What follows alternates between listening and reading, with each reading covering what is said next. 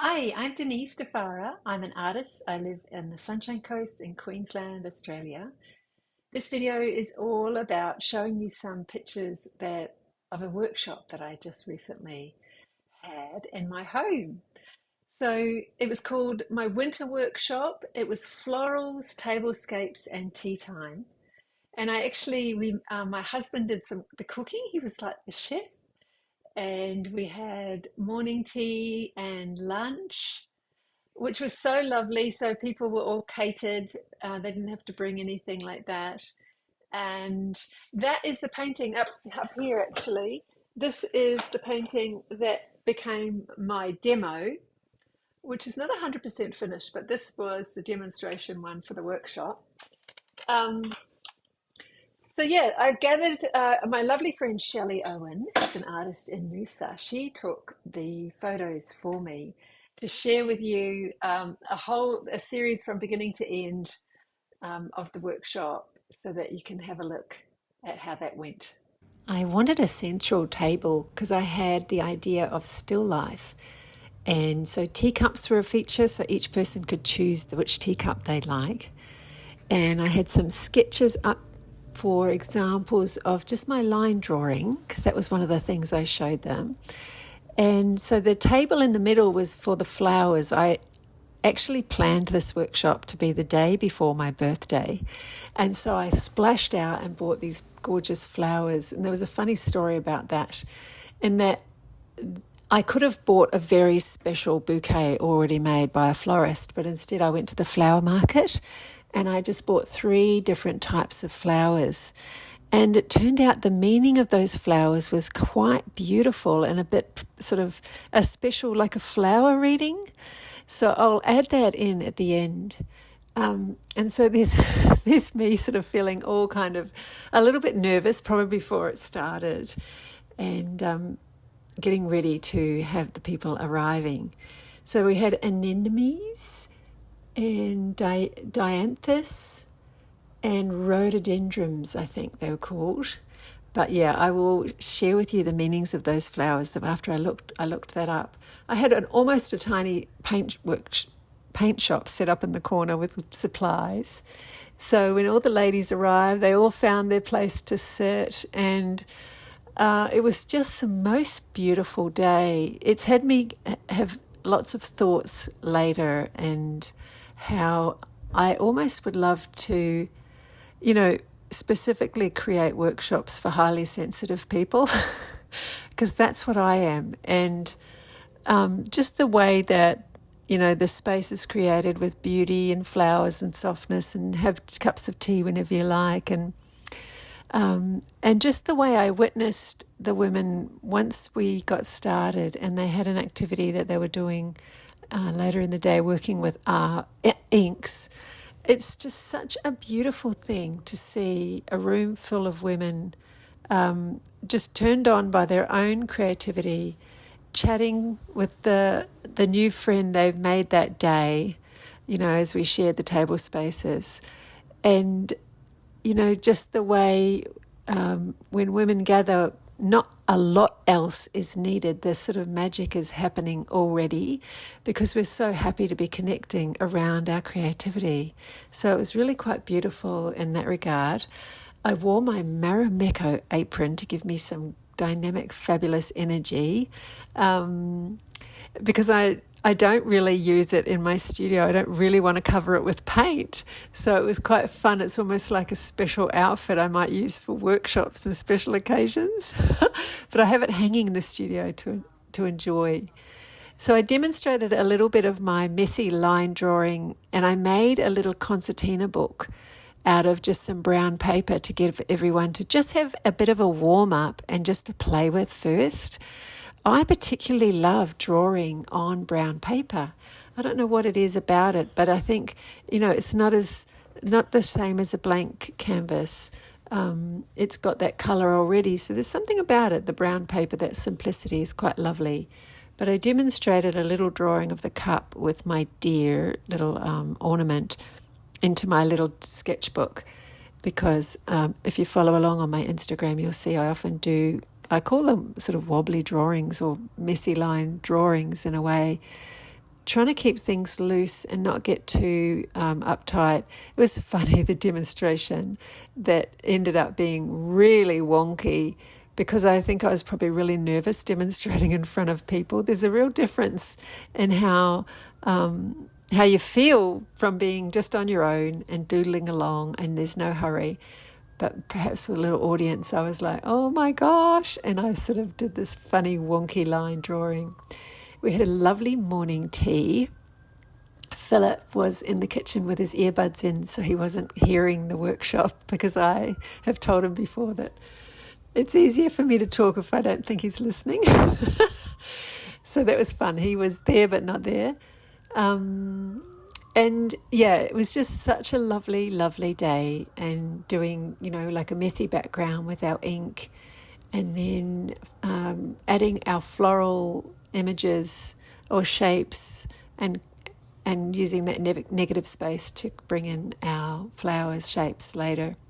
That generally became the idea of it. I had so many ideas to share on the day, and I realized later I hadn't shown the pile of A3 images I had in a pile next to me. So it's really interesting, I like to fly by the seat of my pants, but a little bit of planning is also good for workshops. But I really found that the layout was quite gorgeous, that sort of crisscross. So then that was that central spot. So everybody got a different view of the still life kind of things in the middle with the table of pairs and things. But I didn't mind if people moved things around or added to it or things like that. And I also encouraged people to bring some of their favourite things. And so, to add their special marks to things, of things that were really familiar to them. So there was a few women who brought little figurines or a special vase that they could use in their drawings, because then we have so much more meaning when we bring something of our own to the drawings. So we prepared lots of papers, and with the leftovers, used some book pages to put some leftovers on. So I ended up using the floral bouquet I had over here to because I wanted to use that big blue jug. So that is what I ended up demonstrating on the day. As I went to the flower market and just chose the flowers that spoke to me, I did have in mind I was really wanting to get anemone, and I already knew I wanted white flowers. So I had no idea exactly what I was going to get until I got there. And so the 3 different flowers, I'm going to read you out the meanings that I did when I looked up online what each flower represented. So the white anemone, protection and anticipation. Anemones were thought to ward off evil and ill wishes. Forsaken or abandonment. Adonis, the fleeting nature of love or life. So a bit of Greek origin for that one. Hope in the face of uncertainty, often seen as a flower of resilience. And the metaphysical or spiritual meaning, the portal between worlds. White anemones are often associated with spirits, ancestors, and communication with the unseen. Cleansing energy, they are thought to offer psychic protection and aid in releasing grief or past pain. Awareness and presence, a reminder to live in the moment, embracing impermanence. And another flower was the white ranunculus. Charm and radiance, dazzled by someone's charm. Grace and attractiveness and appreciation for inner beauty. And the metaphysical and spiritual meanings. Illumination and clarity. The many layers of ranunculus petals can represent clarity emerging from complexity.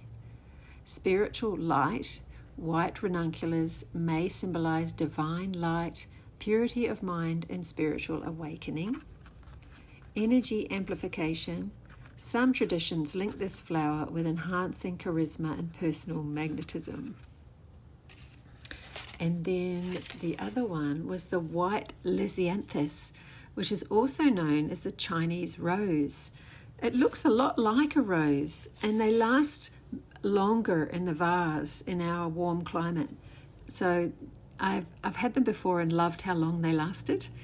So the meaning for the white lisianthus was appreciation and elegance, known for symbolizing gratefulness and appreciation, especially in romantic or respectful contexts. Peaceful bonds, harmonious relationships. And the metaphysical and spiritual meaning, heart chakra alignment, encourages open-heartedness and loving communication. Gentle strength symbolizes inner strength masked by soft exterior and especially powerful in healing emotional wounds. And spiritual connection, the purity of the white lisianthus ties it to the angelic or divine love and peaceful energy. So in a way, it was like quite a supportive and encouraging energy was, infused into the meanings of those flowers that I had no idea when I was picking them. So I quite loved that another layer into the meaning that was brought to the workshop for me.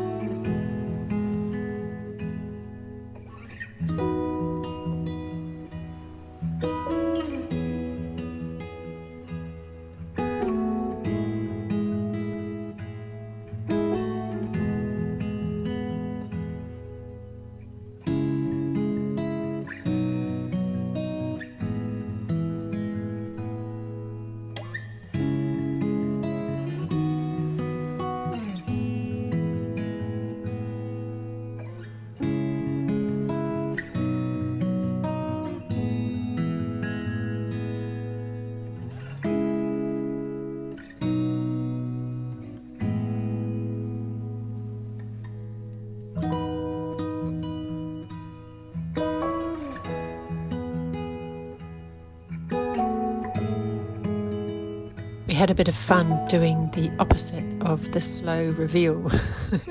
And I'm just so grateful to this gorgeous bunch of women who let me take all these photos of them and share them here.